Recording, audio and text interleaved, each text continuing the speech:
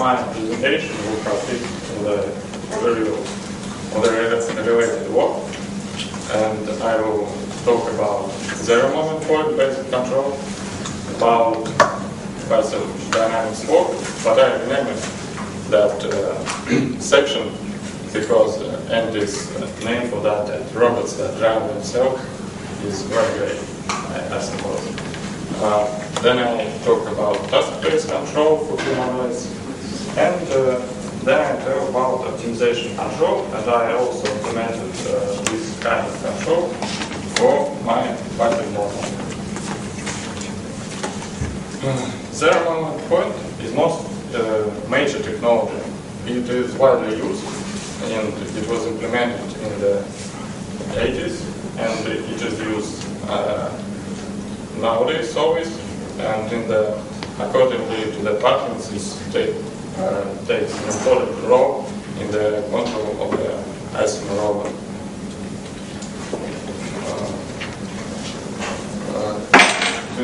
Let's introduce that concept. So suppose we have some mechanism, and we have a leg, and the influence of the mechanism above the leg is gathered into the force Fa and moment Ma. We also have gravity, and we wish to find a point where there is no horizontal moment above that point. Let's call it P. And we have some reaction force there, and we can have some vertical moment mz. If we write the force and moment relations about that point, we can find that point actually from there. And but we can end up with the point not in the support region, but actually this makes no sense. And we call this fixed ZMP. But if our ZMP is inside support region, it coincides with the central pressure. If it is outside, then it tells us there the center of pressure will be if we have large enough leg. But actually, this point has very good properties. So it tells us that if it is inside support region, then our robot won't fall. If it is outside, then the distance from this point to the edge of the support region describes the moment that will rotate the body about that edge. So to make a controller based on this concept, we need the numerical procedure to compute this zero moment point, and there exists algorithm to compute it. And we can shift it. But for example, if we have an external mass on the pendulum, and by producing the acceleration of this mass, we can shift it inside the support region, and our robot will bounce. Well, actually, modern robots can do this work by moving the whole body without special mass for it. So this is very interesting in the passive dynamics work, but Andy also talked much about it, and I'm short on time, so I just skip this section. So another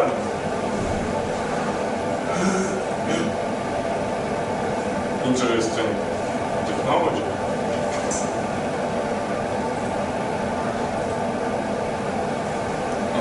is task-based control.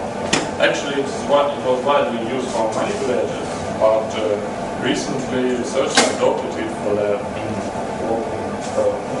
humanoid robot.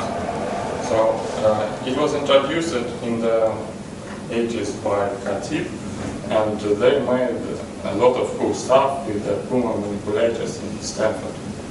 Like you can see that he made some homemade work.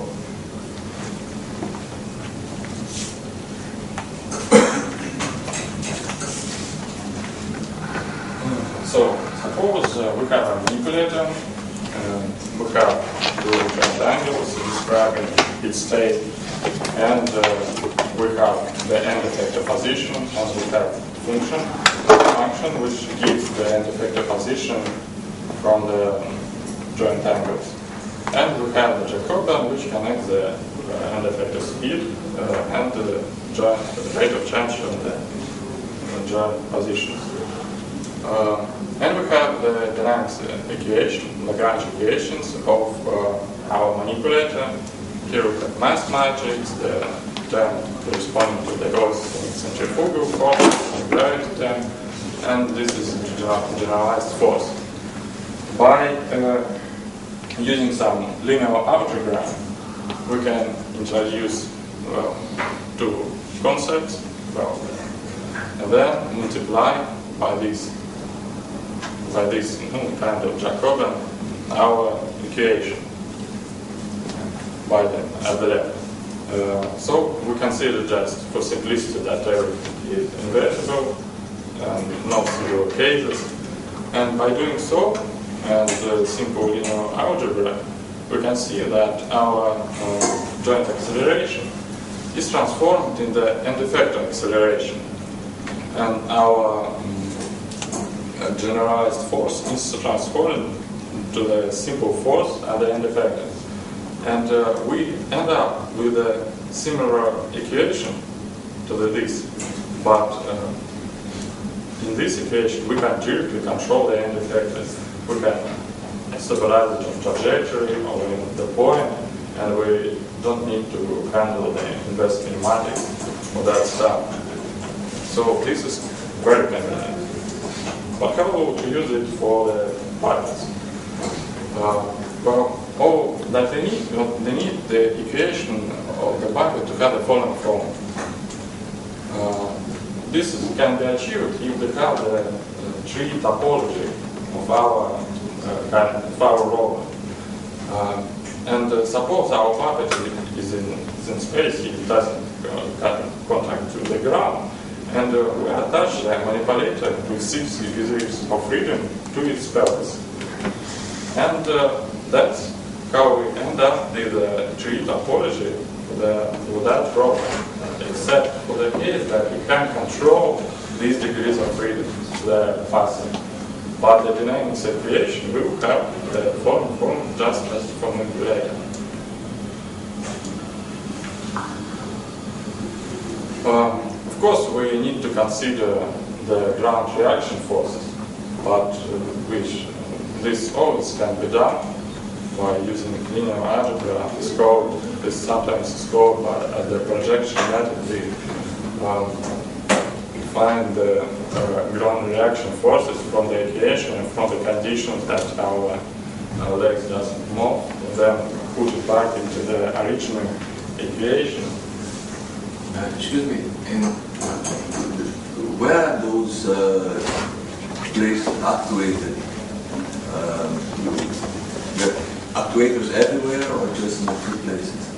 We have actuators everywhere in the rover. We have only passive, so this virtual passive joint which connects our rover to the inertial frame. And actually we end up with the equation of the similar form as for manipulator. And we can control our biped in the same fashion. For example, we can have some tool, and we wish to produce some force to this tool, and by using the procedure described above, we end up with equations where this force is directly integrated in the equation. So here, and we have the acceleration, the joint space acceleration, and we can control these two values very easily. But there is a problem.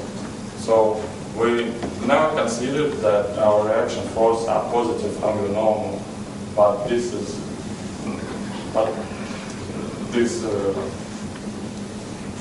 sample makes no sense. You can't have reaction force negative.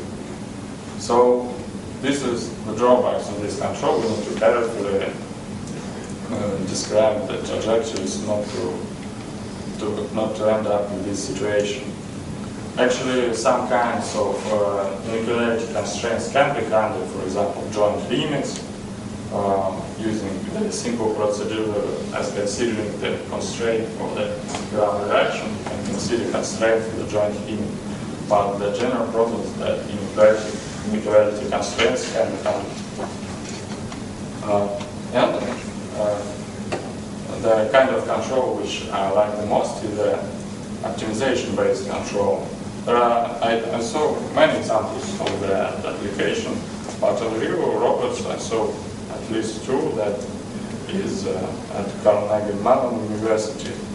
They build a robot that can hold some weight, which can restore pose after external perturbances, and this is constructed in the German aerospace. What is DLR? German Aerospace Research Base. Deutsche Lufthansa. So, and they also have used an optimization-based control. Basically, most of the works use the following procedure. Let's consider the similar dynamic situation as we considered for tight space control, but then rewrite it about the center of mass, the center of gravity. So we can notice that in this equation we have only the reaction forces which affect the center of gravity. So we can find the reaction forces just from the dynamics of the center of gravity. So we can extract the dynamics, for example, by multiplying by the Serre inverse matrix, which connects the reaction force and moment to the center of gravity, and then put it back into the equation. Actually, the similar procedure as we done in the task space control, and then we can use an optimization to find the torques to perform some task. What is the benefit of this approach? That we can have inequality constraints here that algorithms for constant optimization are well defined. For example, we can find the torques which restore our position and minimize the control error. But after watching how this works, I decided, why should I bother this decoupling? Why should I transform the equations in the different coordinate system when I can find all the primitives that I need, like the generalized acceleration, that control efforts and constant forces, just by considering the one constant optimization problem. So when I looked at MATLAB, found that the schooling procedure is quite useful for it. And I tried to formulate my balance control problem as this constraint optimization problem. So the simplest case is to introduce dynamics into this constant optimization problem. We just formulate as an inequality constraint. We write it in the matrix form, and then introduce as an inequality constraint here. From this point, I will use the simplified view of the equations. So the H will call the centrifugal, the R's, and the gravity forces, and this A is the actuation matrix, which have zeros corresponding to the unactuated components and ones corresponding to the actuated. And the constant forces, this is the ground reaction forces and the limit forces. So we need a set of constraints to make this work. First of all, let's introduce the ZMP constraints. Well, first of all, our ground reaction force should be positive around normal. Well, this is simple. Second, the ground reaction force should compensate the rotation moment. Well, no, actually, the impair should not be the support region. Well, this can be formulated by writing constraint on the moment, on the leg, and the force. So this force, if we check somewhere here, it should be, our reaction force should be large enough to compensate the rotation moment. And that's why our foot won't rotate. And I introduced the simple friction model, the common friction model. I approximated it conservatively by the linear inequality constraints. So the friction is enough to keep our leg in contact with the ground. We have no slip. Little bit harder was to introduce the joint limit constraints. Actually, suppose our Q double dot should be greater than 0. We have the constant force here, the constant torque, and it also should be positive. And there is a part condition that if our generalized acceleration is greater than 0, then our constant force can't push it on the limit. It can only repel from the limit. Actually, this can be formulated as a linear set of constraints. So I end up with a similar, or with a simpler equation. So I just consider that the joint acceleration should be positive. So by this, we introduce some force at this joint. We model the constant force by the motor force. And then to conserve the energy, if our joint is at limit, we just does the power motor. But this is not good, because sometimes optimization problem will not end up with the optimal solution, because they tricked it. So we also need the task problem. I formulate the simple task. First of all, I wrote a PD regulator to restore the initial position, the initial pose of the rotor. The second task is to minimize control effort. I used weighted least squares to incorporate it into this channel. Well, actually, one appealing task is to move the center of gravity inside the support region. But I decided that we already have written the impact condition, and that by restoring the initial pose, we have the zero moment point inside the support region, and we should end up with the solution which keeps the balance. So I just have the task to restore an initial pose. To summarize, so we need two tasks in a weighted time. So to minimize effort and to restore initial position, we have the set of constraints. That's the dynamics equation, that's the zero moment point condition, contacts and friction, joint limits. We might also introduce the torque limits of the motors in the box constraints similar. So I have this condition. I have several problems actually, because I haven't considered an impact model. So due to impacts, the legs are slippery a bit, you can see. This is not the problem, but the problem is that it loses the content due to impact. And then optimization ends to the best solution, and it performs poorly. You have a block flying through space and hitting the robot, trying to knock it over, Yes. and the robot is trying to balance itself afterwards. Yes. So that's how it done. I concentrated the torque scope. But in this, can I ask a question? Yes. The balancing strategy you start with is a foot on the ground ankle torque strategy. But in the video, it looks like it takes steps. So you have, in the optimization, you have a branch that you say take a step or don't No, take a step? it doesn't take steps, it just leads you to impact the tube.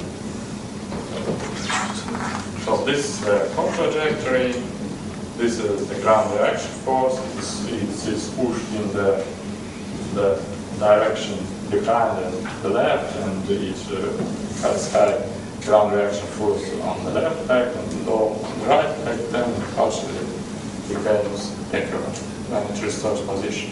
And these are the joint trajectories, and this is a ground truth PD control trajectory described by the PD control, and my trajectory. So he performs quite good, but he can't stabilize.